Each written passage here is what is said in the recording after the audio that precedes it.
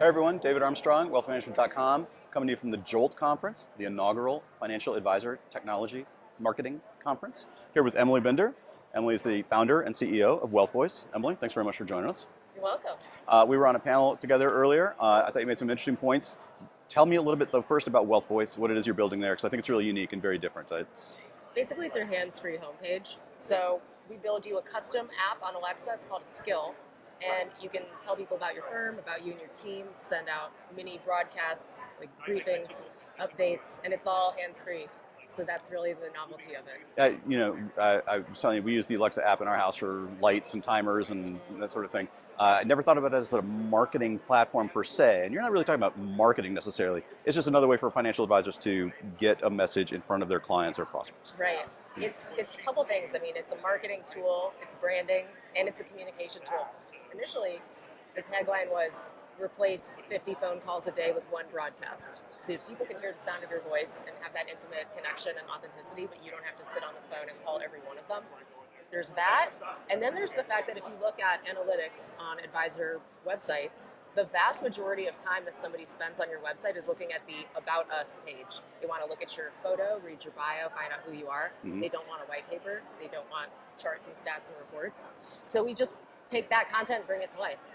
And interesting idea about the voice. Why is voice so important? What is so important about the voice? Well, the literal voice. The voice is the fastest way to connect emotionally when it comes to any form of communication that we're using. You can process sound 10 times faster than the blink of an eye. So just on a brain level, it goes to the same part of the brain that processes music, emotion, memory. Those all live together. And if you're trying to build a brand and affinity and trust with somebody over time, the voice is the fastest way to do that. How does it work on your platform? I'm an advisor, say, I run XYZ wealth management firm. Do I have that branded as an Alexa skill on the platform, and my clients or prospects would enable that skill, and I would say on demand as a user, yes, read me that thing? Yes, it's just like if you think of your URL for your website. So WealthManagement.com. Mm-hmm. You own your domain there, right? Early days of the internet, you want to claim WealthManagement.com, and it's pretty cool that you guys have that. So we're like claiming your .com, but on voice. It's called an invocation. It's a phrase that opens essentially your page, your content. So we claim that for you, we set you up, and we make it really easy to update, almost like Squarespace or Wix, but for Alexa skills. Okay.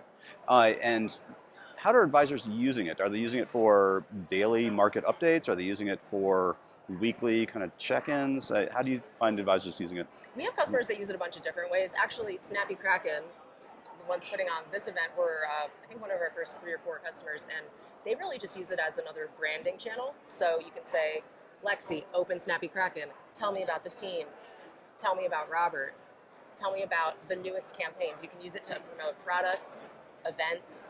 We program in a phrase where you can have it be evergreen, like tell me what's new, and you can drop a different voice clip to talk about what's new whenever it comes up. It's not a commitment to a set podcast. Okay. So these are almost like pages of your website about content that you update whenever you want to, but it's all voice. All voice. And are you helping with the recording of this, or can an advisor do it from their own office? You can do it from your iPhone if you want. Okay. We definitely help. There's a whole consultative aspect to WealthVoice. On some of our plans, you get marketing consultations every quarter you can book. We do marketing assets like social media graphics, audiograms, copy and paste tweets, whatever they need. So there's that aspect of it, but really it's supposed to be something a very non-tech savvy person can use without any help. You spoke earlier about how this isn't yet another thing that an advisor has to do. An advisor can use existing marketing that they do and repurpose it for this channel. Yes. You have everything you already need. Like if you're writing LinkedIn posts, or if you have FAQ on your website, if you're sending out an email, you can grab that content and just read it out loud. You can say something new. But to answer your other question, some of our customers will do true live. Like today's going on Ramp Invest, for example. What's going on with Bitcoin? Let's talk about the DOJ. Let's talk about the regulations, all that. So they'll do a daily update. Yeah, they were doing it, I would say, twice a week, 3 times a week. Okay. But you don't have to do it every day. You could do it once a quarter and just use that evergreen content as, put in your email signature. Say, Lexi, open wealth management. Yep. And then whatever content you want to be there is there. Yeah. It could be essentially the same pitch that you would give somebody on your homepage. Yeah. We talked a little bit on the panel about where voice marketing is going. You have any thoughts about the future for voice marketing, where we're gonna see it pop up? I think that wearables are going to be a really key part of the technology. So AirPods, for example, the way that we experience all content, social media, everything, 11 hours a day on screens on average, it's very visual, it's very draining, it's a dopamine addiction cycle. People are going to get tired of that. We're already seeing with podcasting, for example, some of those hours a day of the attention span are giving way to streaming audio, moving away from certainly from traditional television, but even from interacting with, see, Facebook's in decline, right? So what's the next thing? I think there's going to be a way to experience even more content, but in an audio form, where you can multitask. You don't have to be staring at a 4-inch pane of glass.